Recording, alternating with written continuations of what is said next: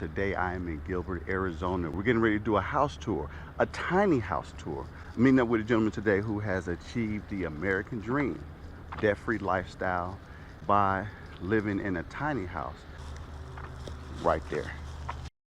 What's happening, Mr. Nomad Brad? Hey, what's going on, brother? All right, man. Yeah, this is my house. This is your casa. How long have you been living in the home? How long have you been doing this lifestyle? 7 years. Yeah, this is a long-term commitment. It's become kind of trendy recently, and some people kind of, get in and out of living in vehicles. But for me, it was more of a long-term solution. When you got started, that was kind of before it became trendy. You're kind of a pioneer of it, huh? A little bit, yeah. Yeah, it was definitely not as popular. I think when COVID hit, a lot of people, were looking to kind of get out and be independent and get out of the cities. Yeah. And so there was a big boom, like 2020, the next couple of years. People were like, I was already ready, bro. I was like, okay. People always ask about fuel economy. I only get 9.5 miles per gallon. Which is not great for a car, but it's good fuel economy for a house. This is a 2007 retired U-Haul, and it has the V10 engine. I basically converted it to be kind of a self-sufficient home on wheels. I have 1,200 watts of solar on the roof, and that runs everything inside the house portion, including my air conditioner.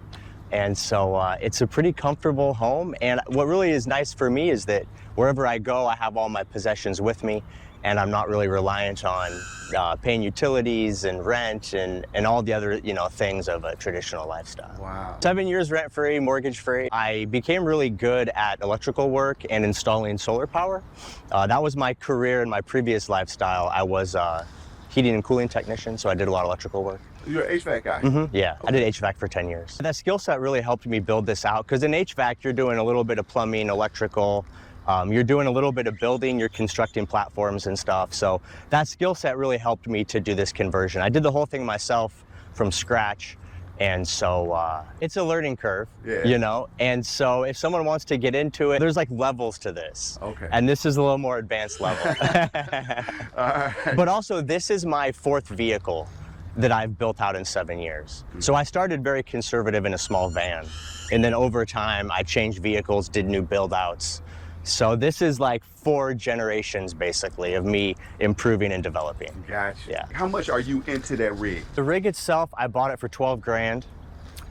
I probably have 25 grand worth of materials and conversion and parts and electronics. And then I have another easily 10 grand of maintenance that I've done over time, suspension and shocks and alternator. So 25, 35, 45, maybe 50K. Some sweat equity too? Lots of sweat equity. Yeah. That's the thing people don't take into account is the labor. Yeah. But you got time. You got time. I got time. And the thing is too, if you balance that out against rent, right? So like if this was the only one I built and I was going to live in it for 7 years, if you take 50 grand over 7 years, that. And I bought it, started out in a cheap van, sold it, used the profits to build another one. So I was like flipping my way up. Gotcha. So I paid for all this from the sale of my previous one. Yeah. So it wasn't like out of pocket. The moment you step out of the matrix, you start saving money. It's crazy. Like crazy, right? Because you figure just rent $1,500 a month. What's that? $18,000 a year just in rent. Yeah. We ain't talking about utilities and all utilities, home internet, water, sewer, garbage, renter's insurance. Plus, here's the biggest thing too. When you have a traditional home, you buy stuff. You got to get the new couch, the pitcher, the new TV. This is all the space I have. So I'm not shopping. Right. I got 4 pairs of shoes, I got 7 t-shirts. So you also save a ton of money because you're not just impulse buying stuff. That's another, how much does someone spend every year on all that, 10 grand, all that little stuff? Yeah. It adds up. I'll tell you really quick, initially for 7 years, I've been traveling with no home base, just living on the land. A lot of time in the cities, but a lot of time out in nature, camping in the forest. When does Nomad Brad decide that I'm going somewhere else? Whenever I want to. Dang, it's really like that when you feel like it. Yeah, when I feel like it, yeah. That's dope. That's pretty cool, man. Yeah. Is it as cool as it sounds? Yeah, it is, yeah. Yeah. In fact, you're meeting me on the beginning of my summer trip. I'm heading north, and I'm going to do the whole the White Mountains. It's only 3 hours from here, but it'll put me up at elevation. They got waterfalls and hiking and rivers and all kinds of free camping. So I'm planning to do all summer just like a slow loop Okay. through northern Arizona. I really think in the world we live in today, this is the most freedom you can have. Because anywhere else you live, you're locked in. You got bills, you got rent, you got an in-person job, and so you...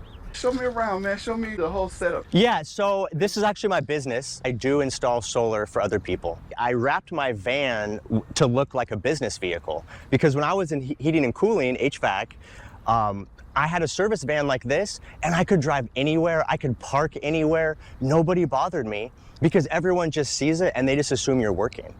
And that clicked in my mind. And so I was like, I want my home to look like that. And even to this day, I think most people, they just think it's a work van. So looking at it, it came as a traditional U-Haul. So I had to add the windows.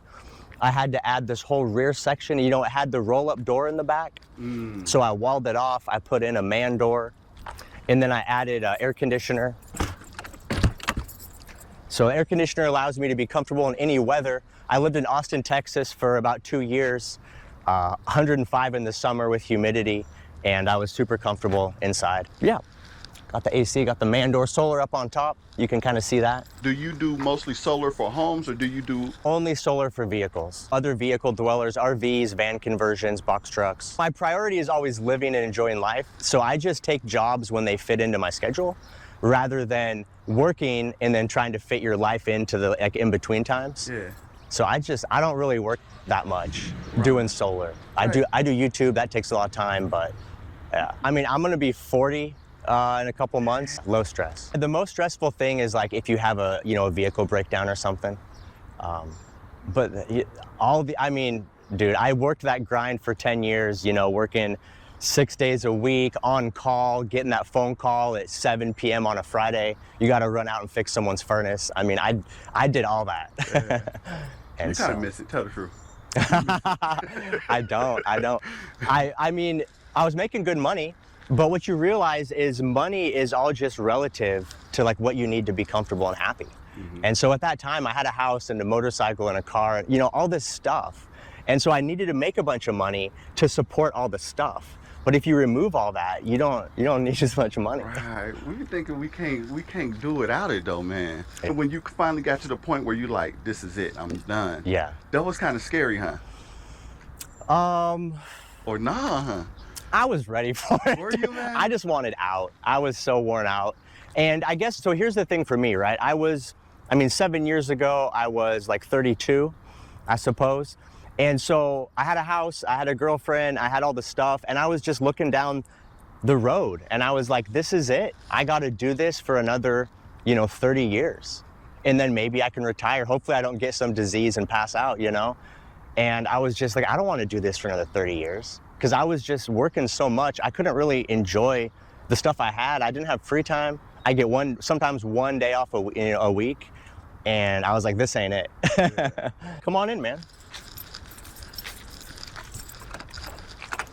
You're pretty organized, ain't you, man? Yeah. Yeah. I like everything to be neat and tidy and have its own place. For a long time, I don't like clutter and having a lot of excess stuff, but I just got to the point where I felt like all these things were just kind of like trapping me, like it was just in my way, and I had all these shoes, and then where do I put them, and all these pots and pans in the kitchen, and it's like just all this stuff.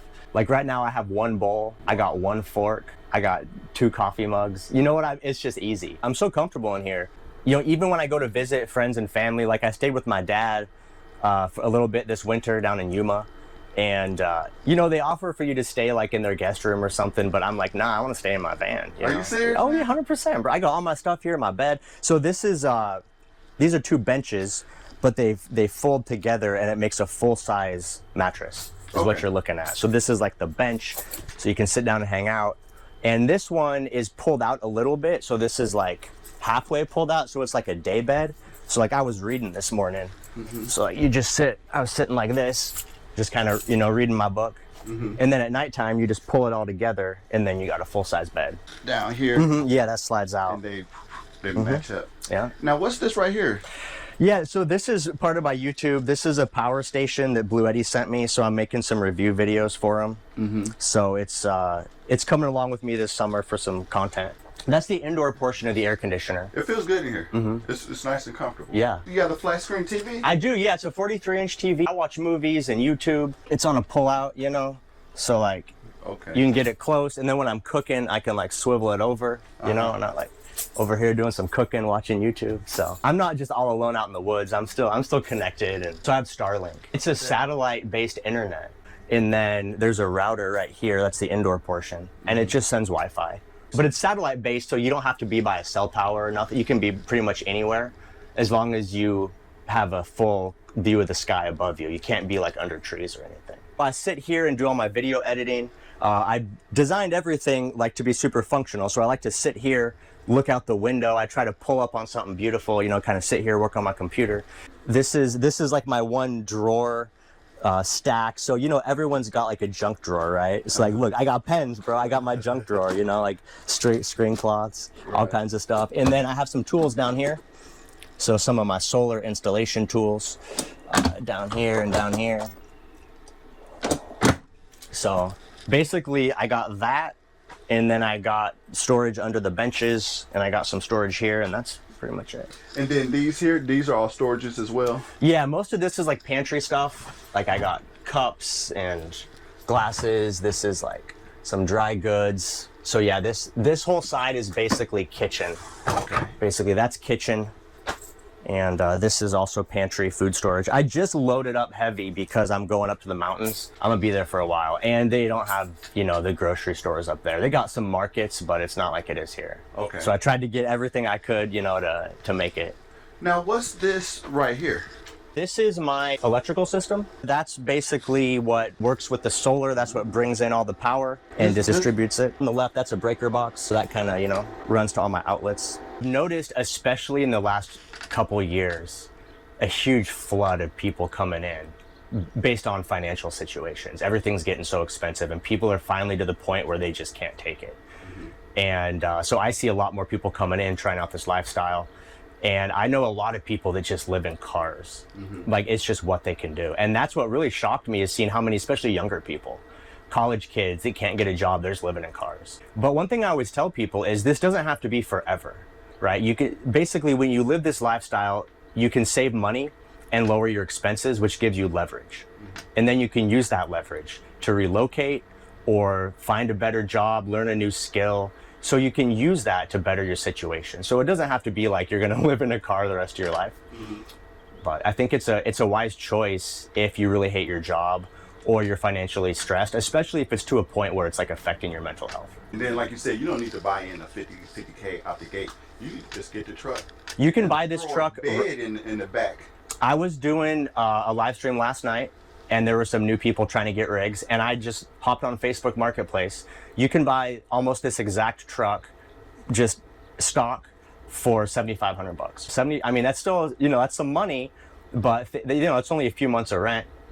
So if you can get something, throw a bed in the back. And the great thing about these vehicles, because they're just a square box, so you can throw in a regular bed, you can throw in a regular fridge. Like, you don't have to build it out. You can throw in a recliner if you want, and you're done. There's a lot of folks, they want to retire or they want to leave their job, and so they're like in process of getting a rig and working on it while still being plugged in. Yeah. This is off what we're talking about, but you run water here too. Yeah, I have a water tank. And so I have running water. This is the water pump. This one, I have some underglow lighting. So that's what this one does. And then these two are just empty, just for future add-ons. And you don't got much dishes to wash. That's your one mug that you're telling me That's about. the thing, man. I got one bowl, one fork. So that, you know, there's no dishes. You just, every time after I eat, I just right away wash it, put it on the drying rack. Right, that's it. Yeah. And so there's no shower in here. I do have a toilet. It's right down here, this black box. It says Boxio. So it's a separation toilet, separates your solid and liquid waste. And so I mean, I'm super comfortable with that. But there's no shower though. So on the next build, it'll be larger, and I'm gonna install a shower. Yeah, install a shower. Because I plan on living, like, you know, on property, off grid for extended periods of time. So I'll need my own shower. This is super cool, man. I really like your setup. Is very inspiring. Free 99, you achieved it, bro. This is the American dream. It's debt free. You're young. Yeah. You know, so. Yeah, it's amazing how the American dream has shifted, right? It used to be a house with a picket fence and 2 cars and 1 person working, but this is where we're at. I think the American dream was always a debt-free lifestyle. House, 30-year mortgage, As soon as you pay it off, it's time to sell it, pension and all that stuff, Yeah. and live out your golden years. You're actually right, because America was founded on a bunch of rebels leaving, Europe due to taxation. So that was literally the initial American dream, was to avoid taxation. Yet here we are being taxed, right? So to continue the dream, you got to try to keep as much as you can.